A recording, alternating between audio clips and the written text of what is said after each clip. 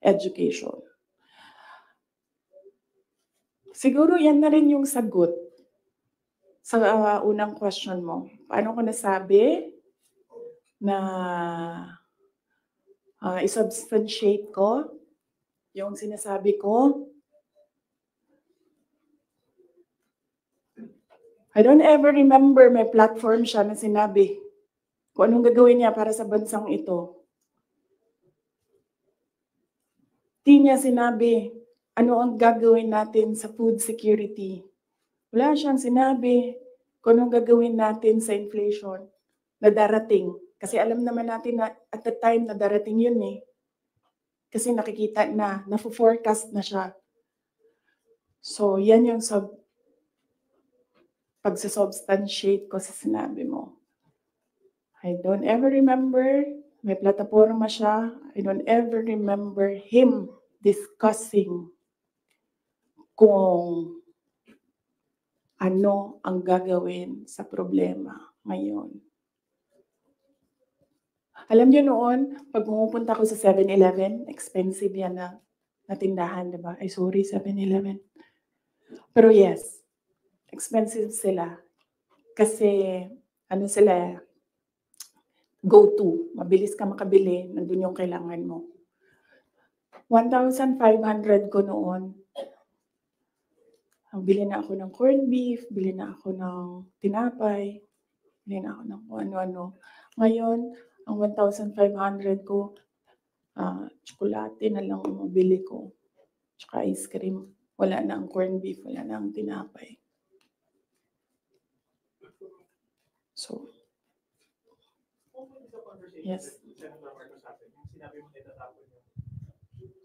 Just a very quick follow-up. When did the conversation happen between you and Senator Amy na you mentioned natatapon? Hindi kasi conversation yun eh, group chat yun.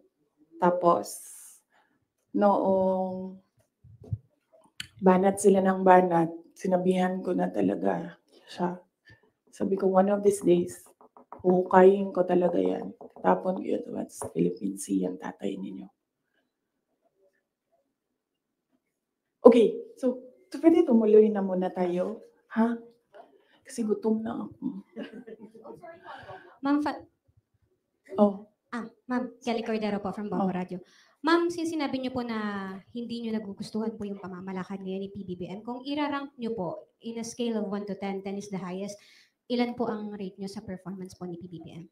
Nasabi ko kanina, 10 is the highest, 1 lang ang rating niya. Sabi ko na kanina, di ba, kung kayo gusto niyo, wala man akong problema. Huwag niyo na lang ako isali. Ako, hanggang number 2 lang ako. Walang number 1 ang Pilipinas ngayon.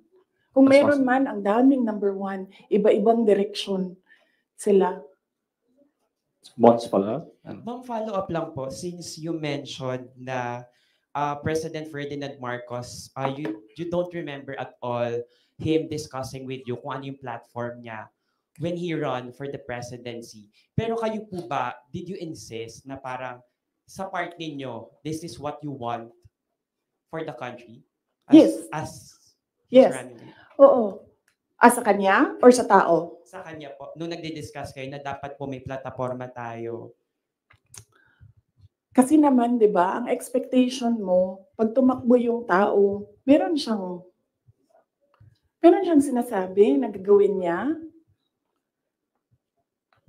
And, pasensya na, pero nung nakaupo ako doon at the time, hindi ako nakikinig sa kanya. Ang naririnig ko lang, sama-sama tayong babangon muli. Apparently, yun lang yung naririnig ko. And when you say, sama-sama tayong babangon muli, you will do something to make this country the best that it can be. Kasi sama-sama tayong babangon muli, di ba? So, ibig sabihin, walang maiiwan. But apparently, madami ang naiiwan ngayon. Yun lang naririnig ko noon. Ang mali ko ata is nag-assume ako na when you say, sama-sama tayong babangon muli, gagawa ka ng mga bagay para sa bayan at para sa taong bayan. Nag-assume ako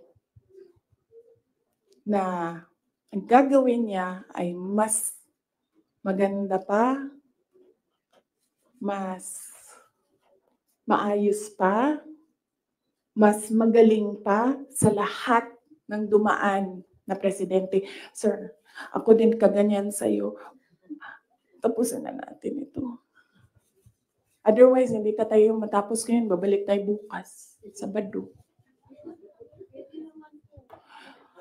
Ma'am, ikaw lang yun at ako, ma'am. Sila, they want a weekend, ma'am.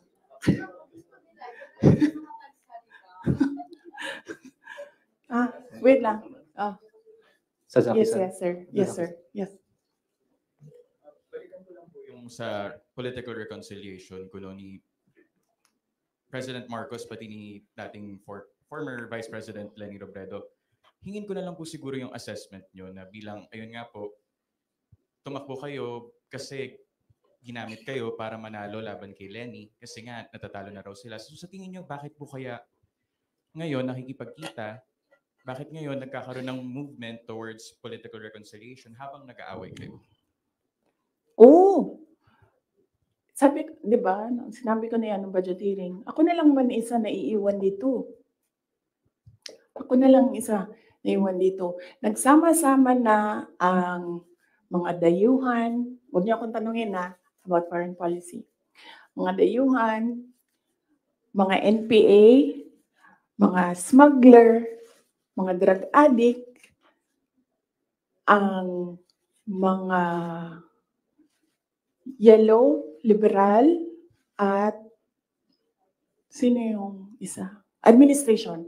Administration. Sama-sama na yan sila lahat.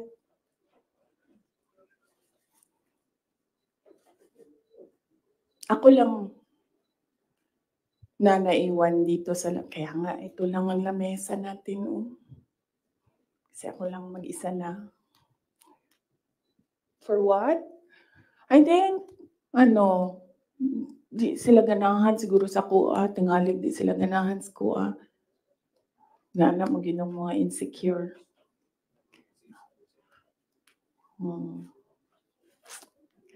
So, ang tagline ng OVP is para sa Diyos, bayan at bawat pamilyang Pilipino. Hindi na po ngayon.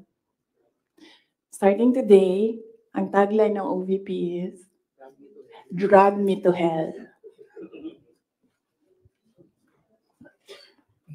Sasaki, sir, curious. Tama na.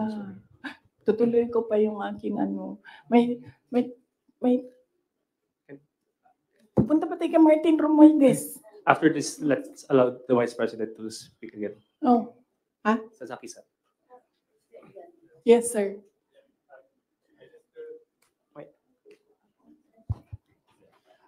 I just wish to have a question. If you didn't participate, if you didn't join UNITEAM as a vice president 2 years ago in the election, do you think BBM could not elected? And do you think that was better without for people of the Philippines? And also, do you feel your contribution was underestimated or ignored by the administration? Contribution to the campaign, to the election.